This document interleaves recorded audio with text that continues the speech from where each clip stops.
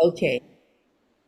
Well, hello, and a very warm welcome back to the Andrew Eborn Show with me, Andrew Eborn, and I'm delighted that today we're joined by a true Chicago icon who's redefined reinvention. Irene Michaels grew up in the Windy City where her passion for performance took root early, lighting up stages and screens as an actress and model with a magnetic presence.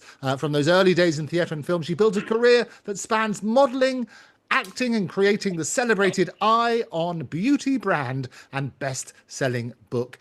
Now at 80, Irene's a chart-topping house music sensation with hits like I Like Rain, earning her the Icon Award, Broadway World Award, and Josie Music Awards nomination. I'm thrilled and delighted to welcome the unstoppable Irene Michaels. How are you, Irene? Hello, hello. Wow, did I do all that? I know it's a miracle. And you look, can I say, you look sensational.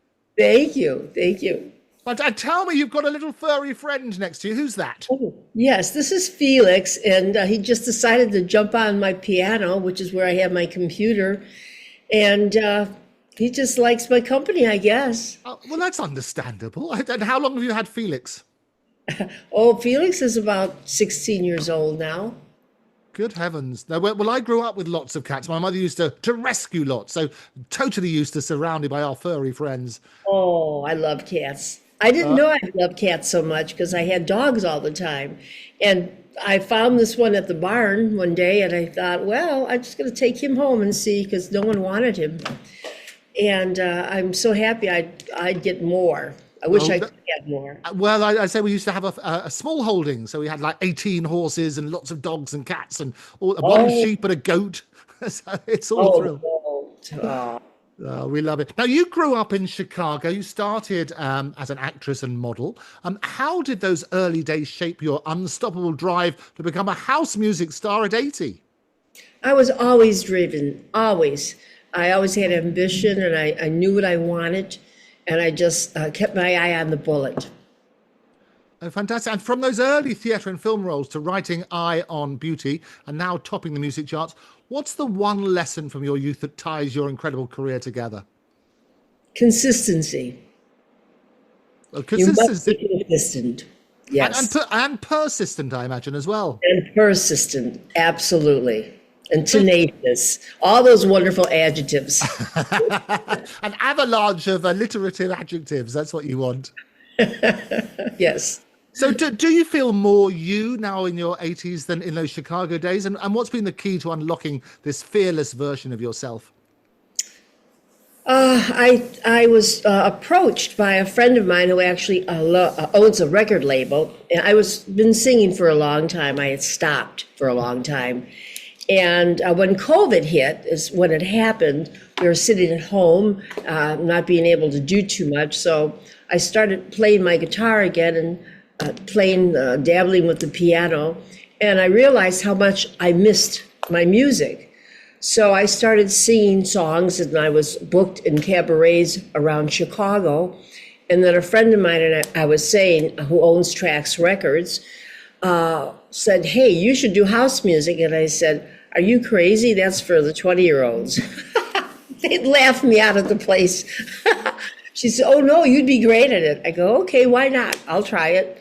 And I started doing it, and I loved it because there's so much energy, and it's just fun and thrilling and exciting to do, and it's a different kind of music for me. It's a whole different audience, so it's all good. It's all good. I know, fantastic. Well, you've seen entertainment evolve since your early acting days. What's the one trend in music or beauty today that you think is total nonsense or absolute genius? Oh, well, let's see. As far as beauty, the prices that they charge for beauty skincare is ridiculous. That's one thing. And as far as music, I look back to the Frank Sinatra days. And Frank Sinatra, Dean Martin, Tony Bennett, all those wonderful, Robert Goulet, all those wonderful singers who I could understand what they were saying. And they had a theme and a reason for singing it, and you felt it. And today's music, it's just pounding and beat and dance, and who cares? It's a free for all. just as long as it sounds good and has a bump to it. Well, I think that's the classic quote. No, you've had obviously decades in the spotlight, even though you only look as though you're in your 30s. What's something or someone in the entertainment or beauty you think is wildly overrated, and why? Oh boy. Well, let me think about that for a second.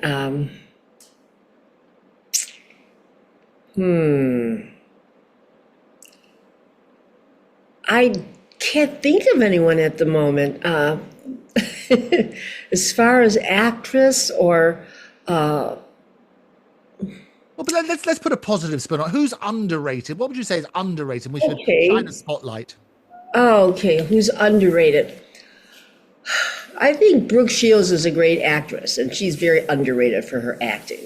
That's one actress that I really do like, and I think she's very good. Um, who else would I say is underrated?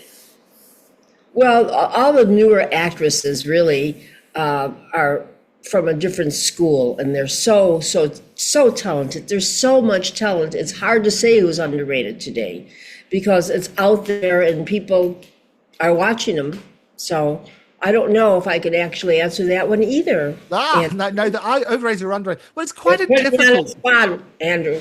But it's quite a difficult profession, isn't it? I mean, Oh looking yeah. back, you've obviously been one of the great survivors. You keep reinventing yourself, as you say. What advice would you give people starting out in the industry? Stick to it. Follow your dreams. Just keep sticking to it. Don't listen to anyone because people are going to try and guide you properly, but they're not in your head or in your soul. And so you just have to keep going straight. Like I said, keep your eye on the bullet and let everything else fall to the wayside. Because if you start listening to everyone, you will really be confused. I mean, I had a little of that.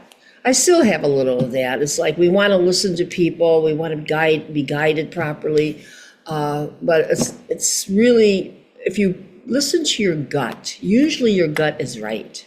Usually. Now, you say you have a little of that at the moment. Expand on that. What do you mean? By gut. Oh, no, I know what gut means, but you say you have a little of the people sort of advising you. Do you Well, think I'm still to this day at my age, I'm still looking for answers and I'm still asking questions and have a variety of people that I engage with. And sometimes it's not a good thing, but I'm very inquisitive and I have a thirst for knowledge and I want to know all of it. So I ask questions to everyone. And many times my husband will say, okay, what's the next question? I know you have at least 5. How did you meet your husband? Oh, who introduced me to my husband? Frank Sinatra. Oh, fantastic. Yeah, very cool days. I used to date Frank Sinatra's manager, and his name was Jilly Rizzo. And Frank, my husband, Arnie Granite, who owns Jam Production, was the co-founder of Jam Production. Sorry about that tale. No, we love the tales. He was promoting Frank Sinatra. And so we were out to dinner one night, and it was a very normal thing for after the show, the acts and their guests and the producers and promoters and what have you, their girlfriends would all sit and have dinner to all hours of the evening, especially if you were with Frank Sinatra, because he never wanted to go to sleep. He used to love to drink, and I kind of like to tip a few myself, so I had no problem doing that. But at one time in Aurora, Illinois, they were there. Everybody was there. Artie, myself, Frank, Jilly, even Don Rickles, and Sammy Davis Jr. So I had the luxury of hanging with those guys for a long time. And I think I like to call myself the original Rat Pack before, who was it that came on there? Shirley MacLaine. Yes. Was the first one. I think it's maybe the only one. But so it was pretty interesting day. So we met, we went out a few times. He didn't like me. I didn't like him. I said, this is never going to work. And I don't know, somehow we got together again. And then we went on a trip together, and like then magic happened. So we've been together. I've been married about 7, 8 years now. Oh, fantastic. I got married over 70. See, there's always hope. Oh, no, there's always hope for everybody. And I always love the idea of sort of growing old disgracefully. I think that's the wonderful way. So it must have been fascinating in those days. People get this sort of wonderful glorified image in the media. Well, what was the surprising thing you found out about hanging around with Sammy Davis Jr. and Frank Sinatra? They're normal people. They're just normal people. It's a job. And I know people hate to hear that, like when artists say, well, it's only a job, because they say, well, I wish I had that job if it's just a job. But truly, it is. It's a job, and you love your work. And if we could be blessed enough to be able to enjoy what we do in life and actually get paid for it, that's like, wow. And so it's very typical. I can't say that there's something so outstanding different about it. Yeah. Well, and I think that's interesting. I mean, I have a lot of very, very famous people on the Andrew Eborn show, and they go through the same traumas as everybody else. They have the same mental hang-ups. And it's Shakespeare who said, if you prick me, do I not bleed? And if you tickle me, do I not laugh? I mean, we are all human under all of this, aren't we? Yes, exactly. That's my very point. Thank you for being that specific. Yes.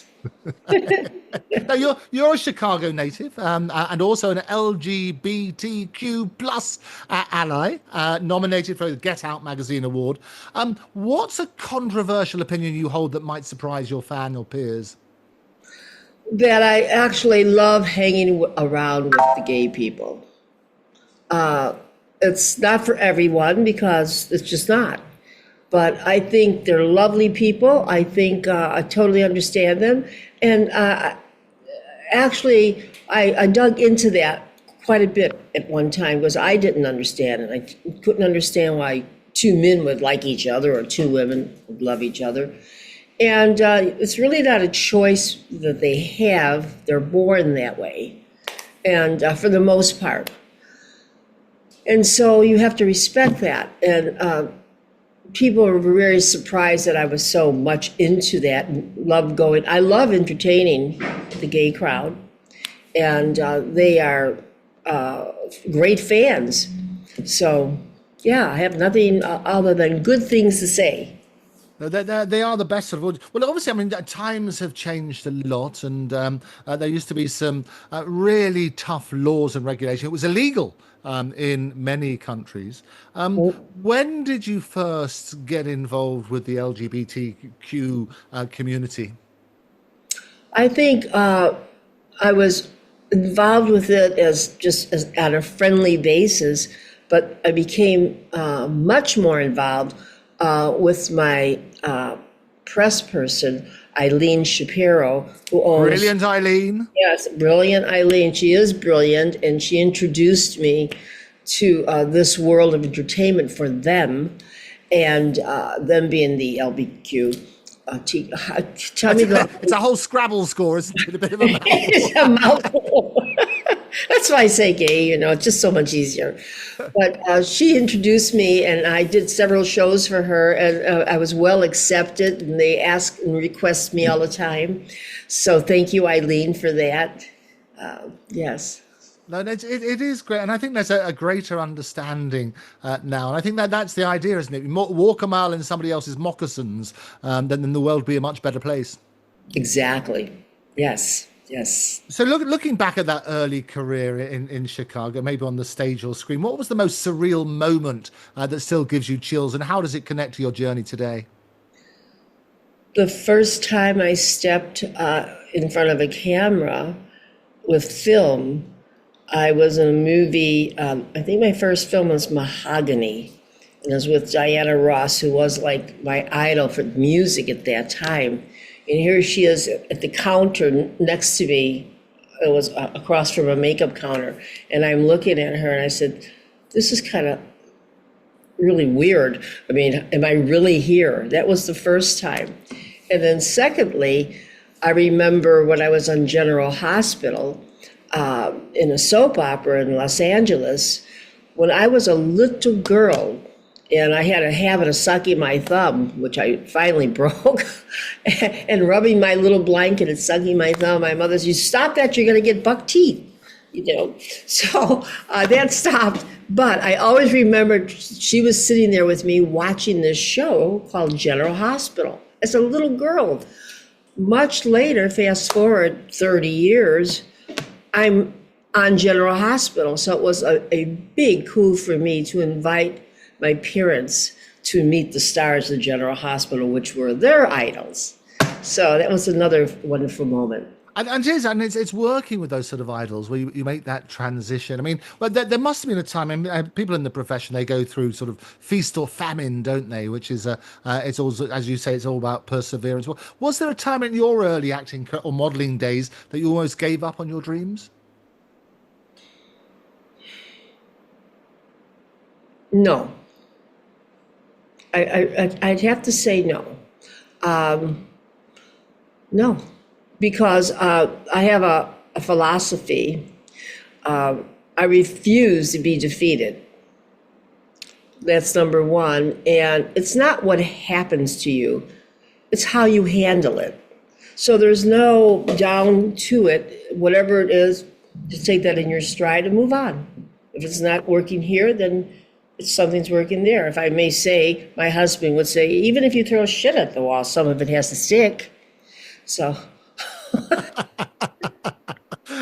Yes, I think that's absolutely work on that sort of thing. So what, I mean, people watching this, and they always love it, people in the public eye who can speak about this. And I've had, as I say, people from members of the royal family to big celebrities talking about their own sort of mental anguish and torments, if you like, and how they cope with them. What's kept you going through those tough moments? Oh, I think the heart and soul of never giving up and knowing that even if this didn't work, this would work. And if that didn't work, this would work. And, not always was a fun games and roses and candy and sweetness. There was a lot of trying times. I remember I was very challenged with my health. Last year, I had a big show that I was supposed to be on, and I was receiving an award at the same time and then performing, which was a big thing for me. And I came down with the shingles, and I was not able to move out of my house for almost 6 months, and that really changed a little of how I thought. And I'd say, hey, things can happen and you have absolutely no control of it. But I never let that stop me. I just, for a little while, I couldn't do anything. But I'm still plugging away and I still have the shingles. It's not something that goes away overnight. Yeah. So you just deal.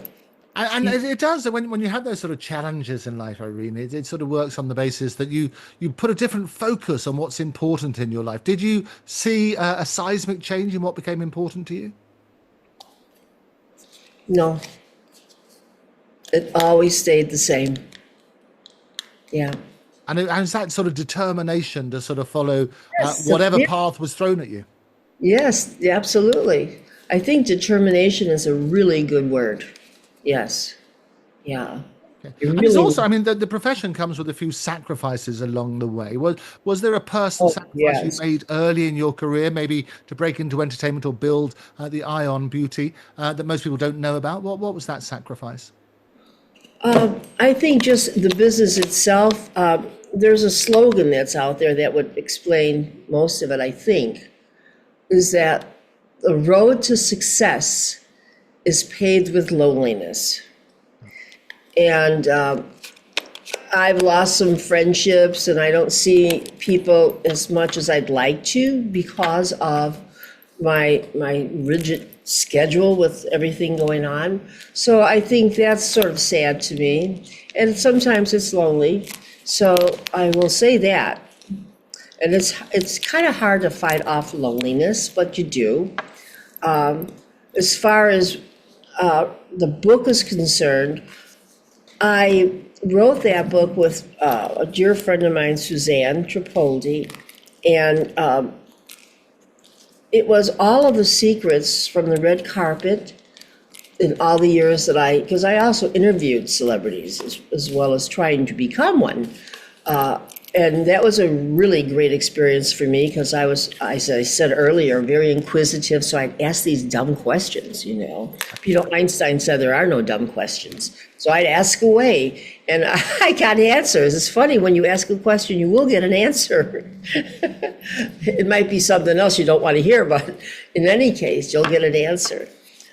So I Am Beauty was a task of love. And I wanted to be an inspiration to women that over 50, that's not that's when you just start to live. And that truly is my belief. And now, when I hit 70, I thought I was still okay with that. Now, being 80 is a little different. It's hard for those numbers to come out of my mouth, but here I am.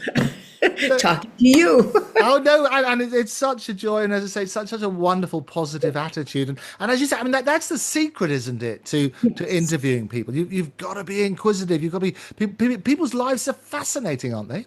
Yes, they are. Life is very fascinating. Yes. So who are some of the most interesting people you've interviewed? Oh, let's see. I've interviewed Barbra Streisand. Actually, one time Elizabeth Taylor, a long time ago. That's not on record. Why is it not on record? Well, because it really was me interviewing her before I was an interviewer. So nothing was ever recorded. And this was on General Hospital. She was on General Hospital for one day, and boy, could she cuss everybody out. And it was pretty interesting to watch. But so I talked to her about everything, and she told me a couple of things that was very interesting. What did she tell you? Well, she says she's really never been that much in love with anyone, which I thought, well, what about Richard Burton? What about Eddie Fisher? You broke up the man's marriage. What do you mean you're not in love? Somewhere along the way. But people have a different perception of what love is. So... But that's sad, isn't it, in a way? I mean, you talk about the loneliness, and everybody assumed that was the great romance, Richard Burton and Elizabeth Taylor. I think the worst case of loneliness, which I have never met her, but I've studied her, is Judy Garland. Right. She died very young. Yeah. You think because she looked older, she just was more mature for her age, but she just really, it was very sad. And it was a tragic lie. I don't know if the movie, sometimes they don't really reflect the reality, but it seemed to be pretty true and pretty well reserved. Did you have a chance to see that movie? I haven't seen it. I did not see it. No. But it is, as you say, there are lots of people in this profession who are actually quite damaged individuals. Oh, yes. I would say over 50% of the people, for sure.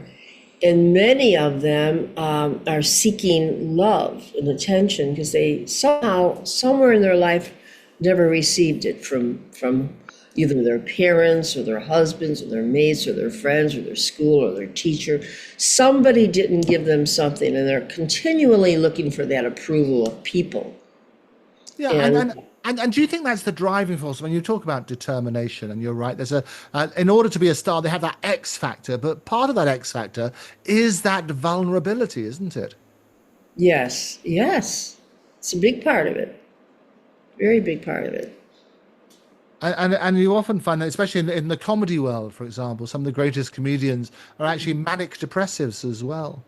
I was very shocked to find that out. My husband, he was representing Robin Williams. Yes. And we were with him at a dinner just 2 weeks before this happened, sitting at a restaurant here in Chicago, and just typically normal, conversation.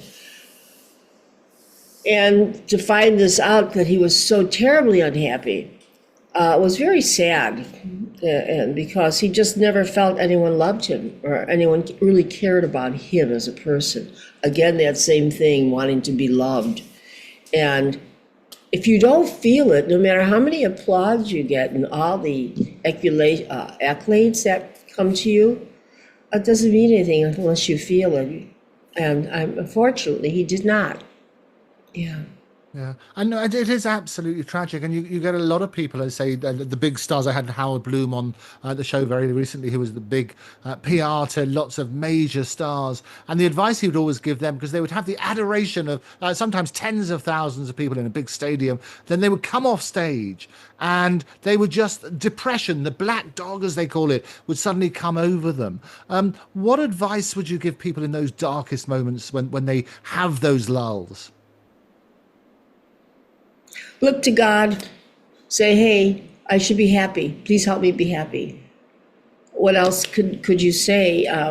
That and having more faith in yourself, that you are loved. And it's actually a practice. It's not always that easy. I studied meditation for like 4 years with the monks and gurus, and I studied the training called Shambhala. And the Shambhala training makes you clear the mind and accept what is actually going on in the moment. And if they could be in the moment and really, enjoy everything that's going on around them, but it's like on to the next, that wasn't enough. All right, who else now?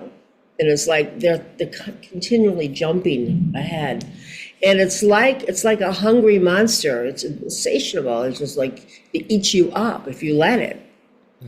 It's very, it can be very harmful. Well, it absolutely is, and what I want is, I want us, because it used to be if you broke your leg, everybody would come along and they'd sign the cast and everything. But mental health is something that it's still for a very long time had a stigma about it, and I so hope that we're the one generation that talks about mental health, so that the next generation doesn't have to suffer the stigma. Yes, that's a great idea. It's because you don't see it. You're not bleeding, you don't have a bruise, you don't have a cast, you don't see it. And it's like a prisoner in their own mind, which is really sad. Yeah, no, you're absolutely right. Now, you've seen the industry change a lot. What do you think is going to be the big change over the next 5 years? AI. Yes. There aren't going to be any actors anymore on stage. I went to see, I think it was in London, I went to see the group ABBA. Yes. Oh, you saw the Voyage, yes. Yes. And I could not believe that was not them. And when they all walked on stage at the end, I said to Arnie, now, wait a second, am I losing my mind? And I just could not believe it. It's taking over everything, Yeah. So. Oh no, you're absolutely. But it's also, and what they had to look at the economics of the whole thing. It's great that artists can make money in their sleep. It's great that they can collaborate with artists both dead and alive. They can be resurrected, if you like, by these holograms and so on and so forth. That is absolutely correct. And I think the other thing as well, though, Irene, is that we need to look at how people actually make money from it. So it's a great. I always want to put the AI into Britain. So I speak around the world about artificial intelligence, and I always say it's our greatest human achievement, but also potentially the biggest existential threat. And it's that balance of the economics, isn't it? If it's a co-pilot, if it helps you with that creativity, that's great. If it writes you out of it altogether and you don't get paid for it, that's got to be wrong. Oh, well, we'll wait and see. Yes. But you quote some great examples there. Also, the similar thing with the Beatles. They had, they found that one of those old John Lennon tracks. They had his voice. They managed to tidy that up, and you can see those. And the seismic advances that they're making in medicine now. It's working really well on that sort of basis, which has got to be good. Oh yes, very much. So looking back at your career, then, what has been your proudest moment? Oh.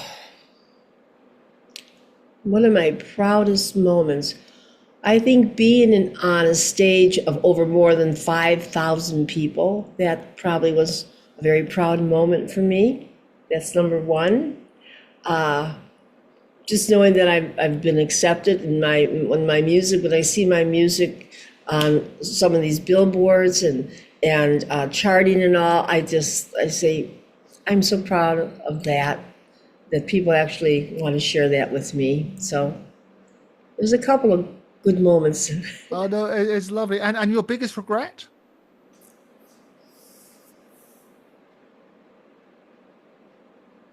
Not starting at 6. Aha.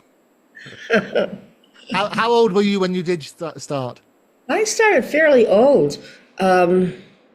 Really, really getting seriously about 30 years old. And that's already, in Hollywood, it's over, especially today. But now, that being said, there are parts for more mature women coming up and have been coming up right along. So there's always hope. Yeah. And you make a very interesting point, because when men get older, there seem to be many, many more parts for them, but not enough for women. But you have some great actors, actresses, female actors who are brilliant, and they get better and better every year. Yes, yeah, it's true. I love Glenn Close. I mean, she's just so good. And what is the other woman winning all the awards all the time? She had like 8 of them in her hand a couple of years ago. What the heck's her name? Well, you've got a few. Dame Maggie Smith was brilliant. We've got over here. You've got Judi Dench, who's over here. Yes, Judy, yes. Helen Mirren is fantastic as well. Oh, yeah, she is. All of them that you mentioned, really outstanding actors. Yeah, no, and people should write those parts to make sure that talent is used. So, if you were going to write a letter to yourself when you first started in the business, what would you say? Dear Irene, love yourself, be honest, have integrity, always maintain that. Stay human and always be kind and appreciative. Always be kind. I think that's the thing. If you can be anything in this life, be kind. Yeah, yeah. And I think in this sort of fragmented world, it's so important. So finally, then, I mean, you've had such a glorious career. You look a teenager in comparison with that. It's a wonderful, wonderful secret. Whatever that is, your secret to life is fantastic. How would you, looking back in I'd say 100 years' time, generations forward, how would you like to be remembered? For my kindness, for my integrity, for my honesty, for my love. Yes, that's important. And I think we heard the vocal support behind from the cat. I thought that was glorious. He agrees with me. He agrees with you. It's fantastic. Bring the horses and the dogs in and the birds, but I better not do that on this interview. Irene Michaels, it's been an absolute pleasure having you on the Andrew Eborn Show. Thank you very much for joining me. Thank you so much. Thank you. Take care. Bye-bye. Bye.